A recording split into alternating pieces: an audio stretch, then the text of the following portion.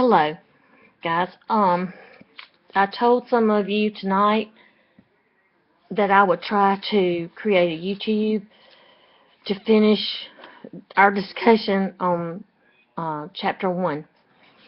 We talked about, I don't know that I actually told you that I was created questions called essential questions, and these questions go along with our course competencies.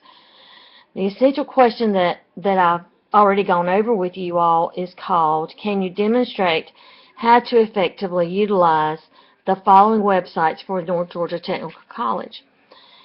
Number one, the main website, www.northgatech.edu. Banner web, which you will need when you register and final grades. You'll want to know that one. Your student email account, and I know some of you are having trouble. Please be sure to get help and let me know if I can help you. Contact Ms. Ward. That's a question we've discussed. I discussed the syllabus in the class. The syllabus is a contract between you, the students, and me, the instructor. It includes basic information about the course, my expectations of you, the student, grading criteria, the attendance policy, the course schedule, assignments, tests, and etc. I would like to suggest that you get a binder, notebook. We have a 3-ring hole punch in the classroom. I saw that.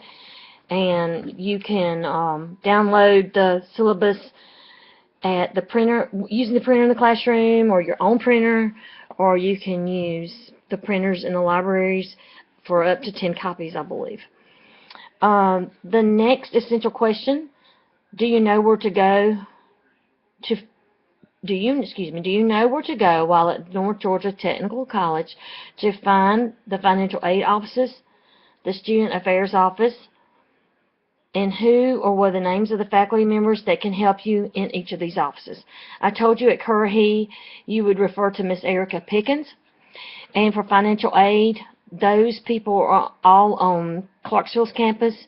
And I had a little strip of orange paper, an orange sheet of paper that had the names of each of the people that work in financial aid. If you need help with that, I'll be glad to get you a copy of that sheet. We discussed the policies and the procedures. Some of them are listed in the Start Here folder. Others, we will talk more about these as we go along in the course. But for now, if you would try to find on the main website, I think it's under the current student link, it's called the course catalog. And the course catalog is a lot of information there, but that's where the policies and procedures are. Some of them, like attendance, are listed in our syllabus, but others are not. But I just want you to go there and be able to find it and know where it is. The next thing is demonstrate some effective communication techniques for listening, body language, which is nonverbal communication, verbal communication, written and electronic. So we've got 5 forms of communication that I want to describe to you, and I'm trying to do that briefly. First of all, I'm going to discuss listening, obviously, is taking in what people are saying.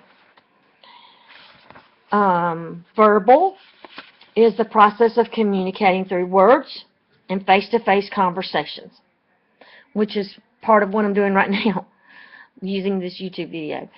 Nonverbal communication,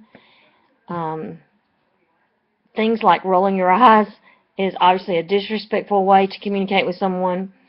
Some examples: a smile, a wink, a wave. Anything that you do to communicate without using oral language. Some other things would be art, music, dance, theater, crafts, sculpture, frowning, crying, blushing, yawning, winking, touching, smelling, saluting, making a gesture, and obviously some of those cannot be nice. Other bodily movements,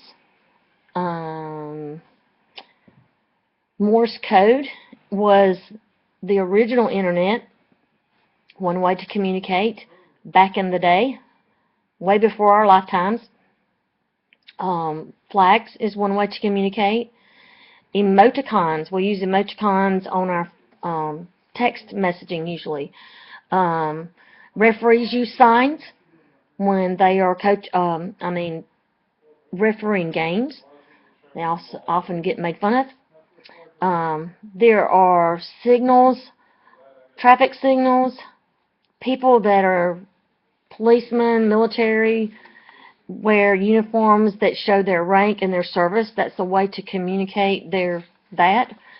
Any kind of uniform. Signs, like stop signs, yield signs, help communicate non-verbally. Sign language is the language that people that are deaf use. It's a way that they communicate.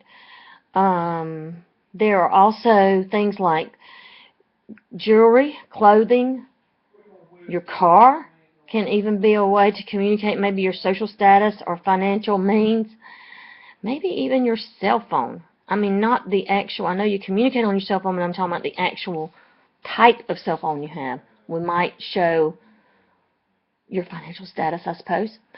Let's see. Some electronic ways to communicate. Blogs, emails. We can have electronic calendars. We can chat on the web. There are electronic games that we can communicate.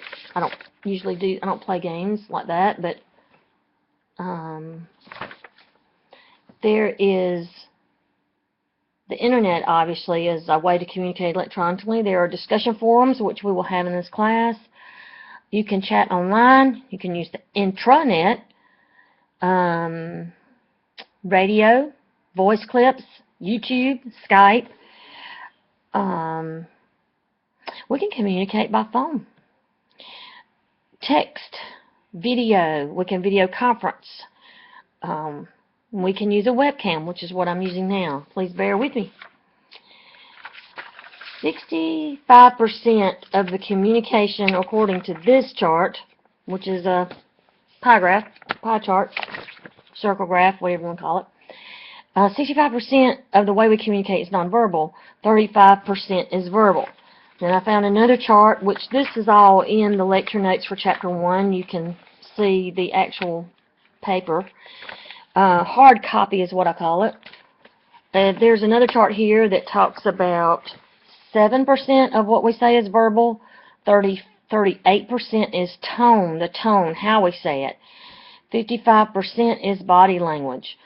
So those are two different ways, two different graphics that show different information, but basically they're saying that most of the way we communicate is through nonverbal communication. So, again, that essential question was to demonstrate or to show how, understand, people communicate by listening, through verbal communication, nonverbal communication, written communication, and electronic. And I do think I left out written, which obviously is we would use paper and pencil. We could use a type on the computer. Back in the day, we had typewriters. Visual communication, of course, I showed you some visual aids. Signs, graphic designs, illustrations, graphs, charts, etc. Okay, our last essential question for Chapter 1. Actually, there's two more. Can you demonstrate proper etiquette in all forms of communication? There's a page at the end of Chapter 1 that talks about how to communicate through email, through using the proper etiquette. We will discuss that a little bit more and as we go along as well. The last essential question is describe how a responsible college student in a college environment would look like, act, and behave. And that's an activity I wanted to do in class.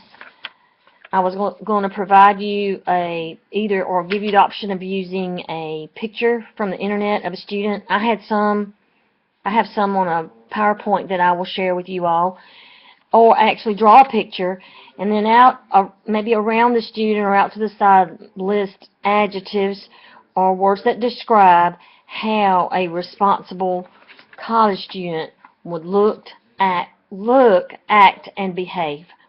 And we'll talk more about that in our live class. And for now, that's it.